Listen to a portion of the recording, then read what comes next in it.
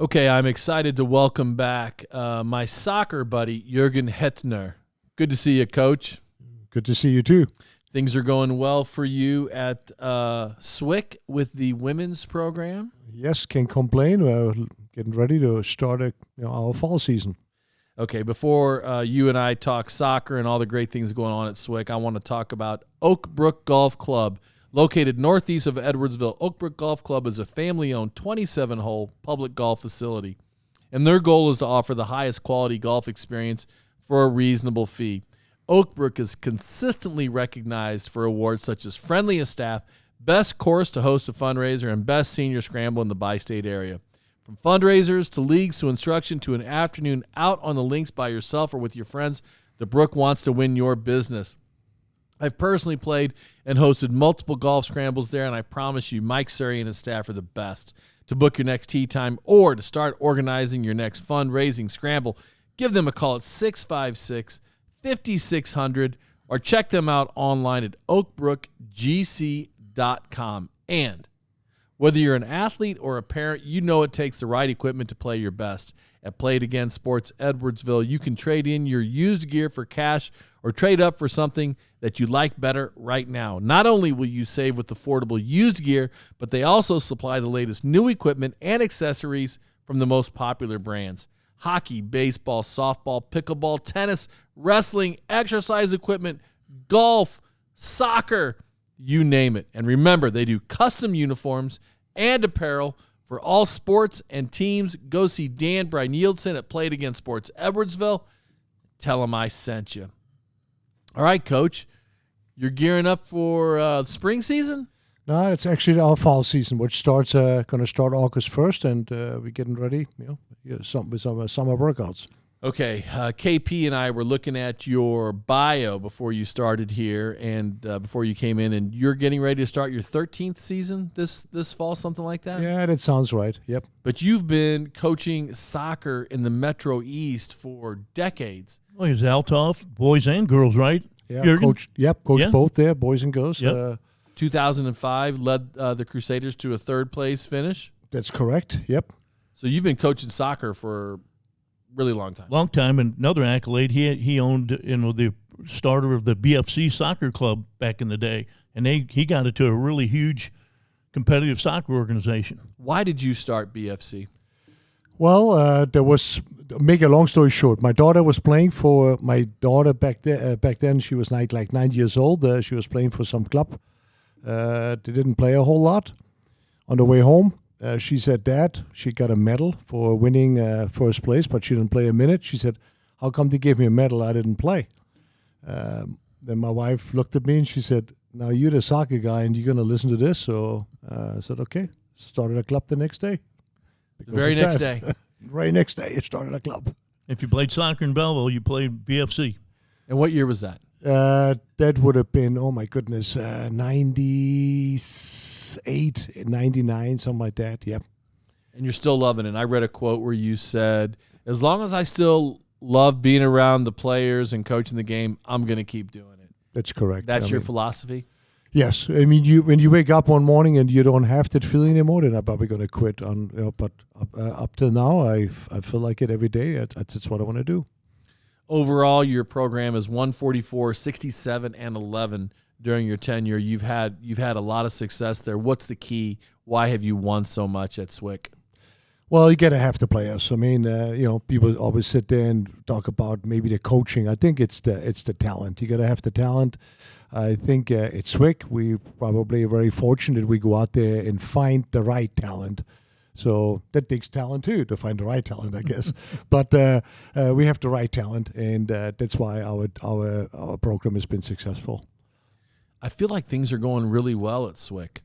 You are the girls' basketball team. We had Coach Denny and Squirrel on, yeah. Your man. We had him on. We had the basketball coaches on. We had the basketball team on. We talked about your girls' basketball team over and over. We've had Garsh, your baseball coach, on, and now you guys are going to add football.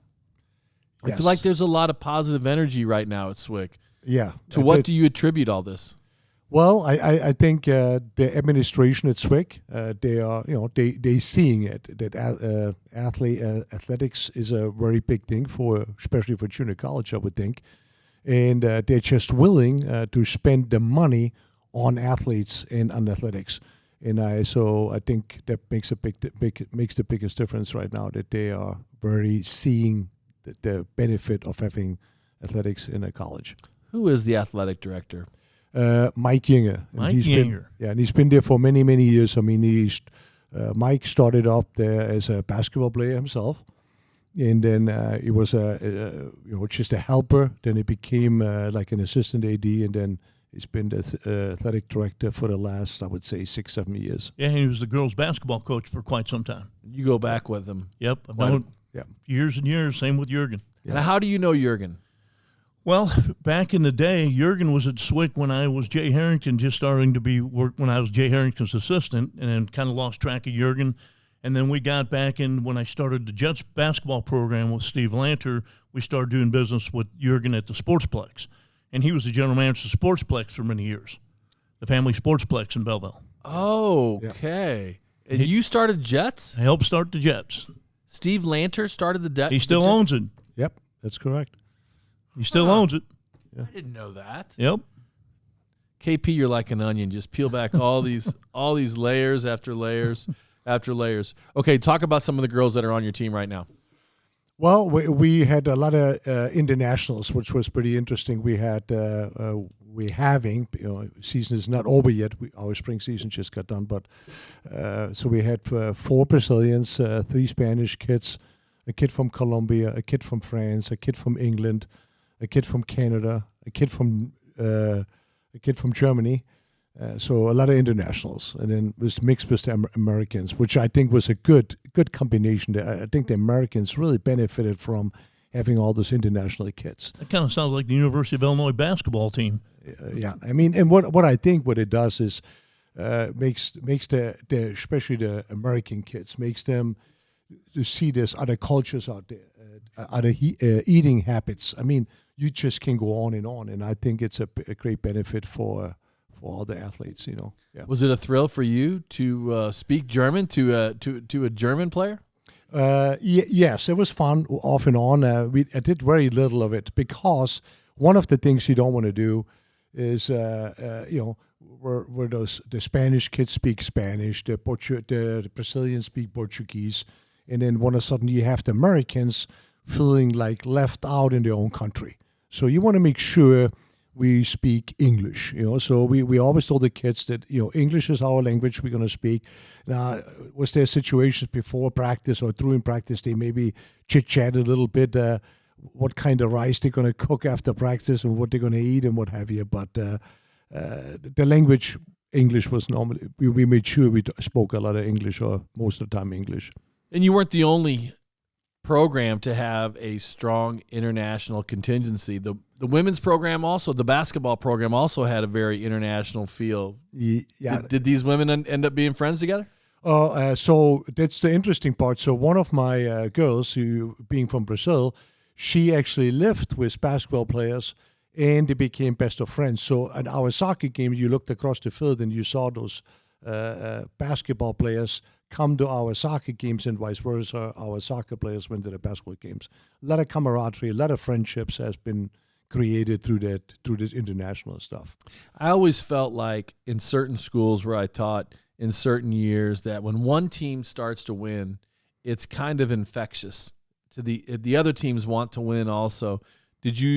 Were you inspired? Were your girls inspired at all by the girls' basketball team this year at SWIC? That was amazing. I mean, for them to go like undefeated all the way into the playoffs, to the nationals, yeah, it just kind of give you goosebumps. I mean, I remember, a small fragment, a scene which I had to pick up my grandson from a soccer game, a soccer practice in O'Fallon, and I was watching our basketball team on Huddle. Was on my phone, so I put my phone down, and all of a sudden I look around. There's a bunch of people standing around me, watching my phone, watching the SWIC women's basketball team because they knew that they were undefeated and they were making a push to go to nationals. No, it was really inspiring, and I think all the other athletes at SWIC felt uplifted and were very proud to have a program like the women's basketball this year in our school. Yeah. Could it also possibly help you recruit? I think it's going to help recruitment. If you have some success like the women's basketball team had, all the other sports going to benefit. No doubt about it. And so I feel like yes, we are going to benefit from the success of the women's basketball team. Yeah, I think it's only going to help. How do you contact? How do you? That's what I was going to ask. Go ahead. No, I was going to ask, how do you get those contacts or those recruits? You're going to be from all over the country or all over the world, so to speak. Yeah. Well, so what happens is, like they look at your program and they maybe, I don't know. Sometimes maybe they feel like they get a German coach there, so maybe they're interested in that factor. But they look it up, so that the agents, what you want to call them, they look a little bit what has the school to offer. Then they're interested in the scholarships. What kind of scholarships do you have to offer at SWIC? And then they start contacting you. Then all the agents who contact me, I always somehow kick it off with them. I guess them being from Spain or Brazil or whatever, and then me being a German, there's this little bit of an international connection we have. And so I have 4 or 5 of them I have really close relationships with, and that's where I get my players from. And you'll probably get future recruits from some of those, giving that information back to those nations, right? That's it. So for instance, like right now, I have a kid I'm going after. She's from France, and I have a kid right now at France, from France. She's moving on to a Division I school. But I hooked that new player up with the old player to discuss how our program works, and then just kind of like wheel it in. Yes.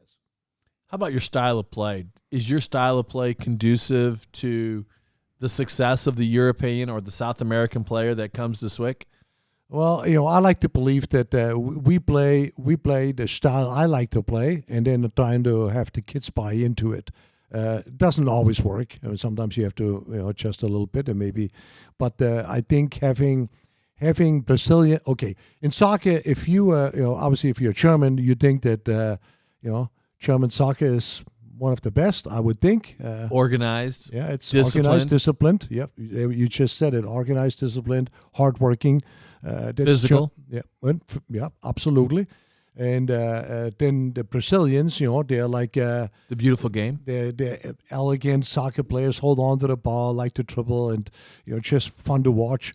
And then combine those two, I think makes a pretty interesting combination. And I think that's what we have. And then you have to say this too, in women's soccer especially, not saying that men's soccer is not as good, but women's soccer especially, the United States is amazing. We in the U.S. we can say that women's soccer is always one of the top program in the world. So a lot of our American players, them playing with those internationals, it's just a great mixture. I'm glad you said that the Americans are amongst the leaders internationally for women's soccer. Yeah, absolutely. So you don't feel like, like in the men's game, we're looking up at everybody in Europe, everybody in South America, amongst others, right? Absolutely. But in 100%. the women's game, a lot of other countries are looking up to us. And it's 100%. So a Brazilian, a Spanish kid, a kid from France, or the ones I had from Colombia, to be amongst American soccer players is a compliment to them. It's that they look at it as American soccer, as women's soccer, as being amazing. There's no question. The world is looking at us and saying that's where we want to be for women's soccer. 100%. 100%. I feel like the United States of America emphasizes women's athletics at least as well as everybody else. Agree? I would agree with that, yes. Yeah, I feel like a lot of countries are behind us in terms of supporting women's sports. I give you a good example. And I'm not saying it's perfect in this country either, excuse me. No, but we're doing a lot of good things here. I mean, when it comes to athletics, the United States, I definitely is a front runner when it comes down to women's sports. In soccer, so Germany, big soccer nation, everybody plays soccer. But boys and girls have to sometimes in some age groups have to play together in co-ed teams because they don't have enough to build women's team for certain age groups. Unthinkable in the U.S. Unthinkable. You go to a tournament, a youth tournament in the United States, there is hundreds of women's soccer teams there, U9, 10, 11 girls teams. So the U.S., when it comes down to dividing, have separate age groups or separate genders, 100% no problem here. We have women's soccer. Anybody can take the United States for an example how to do it the right way. And for that you got to think who? Mia Hamm, Julie Foudy, Anson Dorrance, the rest of the 91ers. No question. I mean, like having those successful programs in college, and then it just spilled over into the high schools and then club soccer. It's just amazing. It's no question. The state of women's soccer in the United States of America is we're still in good shape. Second to none. There's no. I mean, I don't think year in year out is anybody better than the U.S. No question. I love hearing that. And all the other SWIC coaches, Coach Denny, Coach Garsh, they talk about one of their primary goals is to help their athletes get to the 4-year college for their last 2 years, if that's what their goal is. Is that something that's important to you? Yeah, absolutely. I mean, like women's sports sometimes a little bit different than men's sports. So, all the guys, like in baseball, I'm really good friends with Garsh, and I love his baseball program he created at SWIC. But you would ask all the baseball players, every single one of them wants to become a pro and play in the major league. You ask girls, they would tell you they want to become, they want to play soccer, but they want to become a nurse and they want to be this. They're career-oriented women. Men's, they live in this dream world that they all want to become professionals, okay? And it's all of us. I mean, when I played, I want to be a pro, and so those are the men's and women's sports. So, but in women's, like women's sports, like in basketball, Jonathan Denny right now, our volleyball program with Warren Thomas, he has a great volleyball program. The soccer team, yes, we all trying to get our kids on to a 4-year school if they want to. Right now, I have 14 graduates. 13 wanted to move on and play, and we found all 13 4-year school. If it's NAI, Division 1 or 2, yes, we find them places to go. All 13? All 13. I mean, 13 wanted to move on. One of them, she said, no, I'm done after this is over. I just want to concentrate on my academics. I don't want to play anymore. And all other 13s, yes, moved on to 4-year school. Who are some of the local girls that are on your team right now that people whose names folks might recognize? So, I got a few of them. So, Chloe Evans, she's a Grand City kid. Anna Brewer, she was an Althoff kid, actually played for me at Althoff too when I was there. She was a freshman. And at Southmore, we went to state together in her freshman year. She went again to state in her senior year too, but then I wasn't their coach anymore. But Anna Brewer from Althoff, Maggie McQuire, she's from Bellevue East. And then we had Aubrey Thompson, she's from Columbia. Those are our local kids, Yeah. And then we had another one, Taylor Webb. She was from Triad. So, not to forget anybody. I feel like there's a lot of good soccer girls around here. There is. I mean, the Metro East is loaded with talent, but as a junior college, we don't get first picks. Okay, so it's going to be, I hate to say this, but it's a lot of stuff with the parents too. So if they sit there in the club soccer, they sit in the lounges, the moms, and then the gal right next to her says, my daughter, she's going to go to U of I. It's not really cool to say that, my daughter, she's going to go to SWIC. It's not a cool thing to say. It is if she's going to get 2 years of education for free and continue her soccer career. Well, that's my sales pitch. I said if she comes here, she gets to play. We find a 4-year school, and when you walk out of SWIC, you don't know a penny. If you go to U of I, you might going to be in debt, and I don't know. But and then you maybe sit on the bench for the first year or two. And may never get to play. And maybe never get to play. Right. That's correct. Right. And then here you can play. But when they sit there, when they have those dreams about what the kids can do, I don't think they necessarily see that. But the ones who choose to come to SWIC, I think they would agree with you that it was a great choice. saved a lot of money. They got everything out of the soccer program or whatever sport they play. At SWIC, they got it out of it, and then they still have the door wide open to go to the 4-year school of a choice. Yeah, and if you start at SWIC and you go from SWIC to Illinois to Harvard, you are a Harvard graduate. Nobody cares where you started.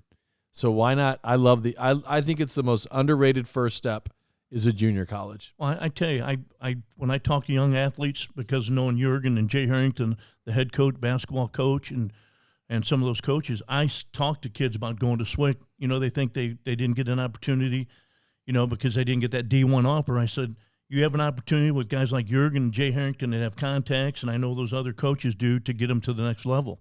I think you're right, Coach. I think it's awesome. I think it's great. I think it's a great first step. Okay, if you're listening to Coach Huettner right now and you're thinking to yourself, you know, my daughter's a pretty good soccer player. I think she might be interested in playing at SWIC. This might be a good fit for both of us. What's your email address, Coach? It's my first name, so Juergen.Huettner@swic.edu.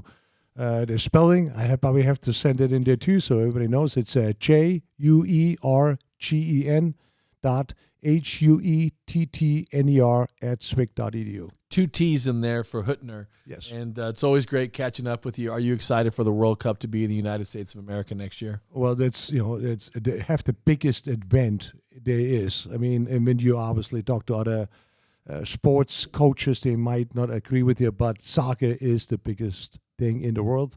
And yes, having it in the U.S., having it in Canada and Mexico, it's just amazing. Yeah, I think this could be a very pivotal moment for soccer in the United States of America. 100% agree with All that. they need is for the U.S. to have a good showing. If the U.S. has a good showing, man, that would turn things around. And you're right. And because one thing about the U.S. too, being here now for pretty much 40 years, America loves winners. Don't have time for second place. And you're going to love the U.S. for that. I love it. When I call my brother in Germany, you know, and he says, well, so how do you like in the U.S.? I said, I love to be at number one, you know. Yeah. So, yeah, being here in the U.S. is great. Well, I think if the United States gets out of pool play, yes, that would be huge. And they have a good chance. If they get out of pool play, are the pools determined? I haven't done my research on the pools are all done. Yes. Oh, because the schedule's done. Okay. Yeah. Do you happen to know off the top of your head? I don't. I need to look. I would have to. Yeah, I got to think a little bit, and you got me on the spot right now. They're gonna be in a pool with at least one excellent team that they're not supposed to beat, one team that is going to be hard for them to beat, and one team that they should beat. That's what always happens. That's what's pretty much is. When they do those drawings, they obviously go by the ranking, Right. And then they got part A, B, and C, and so on, and that's what they draw the teams from. Yeah. Yeah, I'm a big fan of the World Cup. I think it's love it's the World fantastic. Cup. I love it. Yeah. I can't wait to watch it. Okay, let's talk about one more thing before we get you out of here. You're a man coaching the women, and then you've got a woman, Lindsay Kennedy Eversmeyer, coaching the men. What's going on there at SWIC? Yeah, it was a little, you know, it happens when the job came about, when Larry Petrie stepped down after being there forever. And, you know, he created the program. So Larry Petrie, got to give him a lot of credit. Granite City guy. Yeah. Granite City guy, you know. And, you know, in Granite City, they live soccer.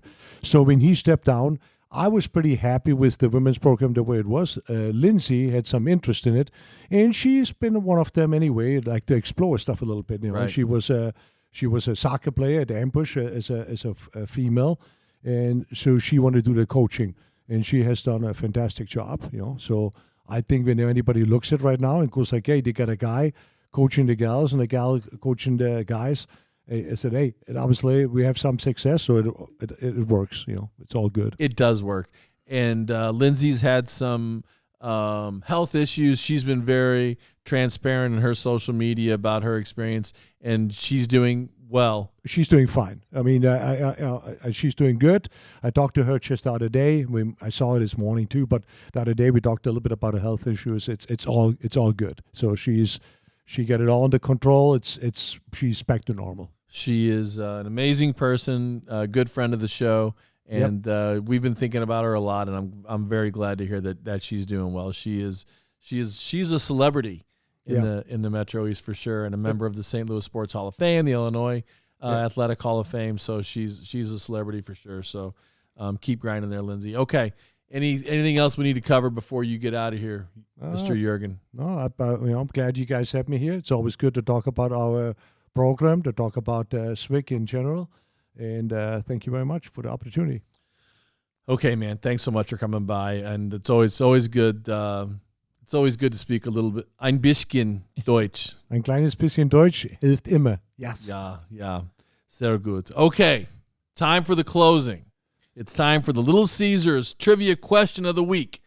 If you want to win a free pizza, all you have to do is answer this question correctly and send an email to me at mespdave@gmail.com. The first correct answer wins a free pizza from any of our participating stores in Alton, Glen Carbon, Troy, Collinsville, Shiloh, or Granite City. Email answers only. And tonight's question is this.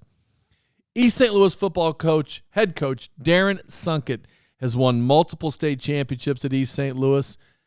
As a head coach at what other high school, at what Missouri high school has he won a state football championship? Email me your answer to that question.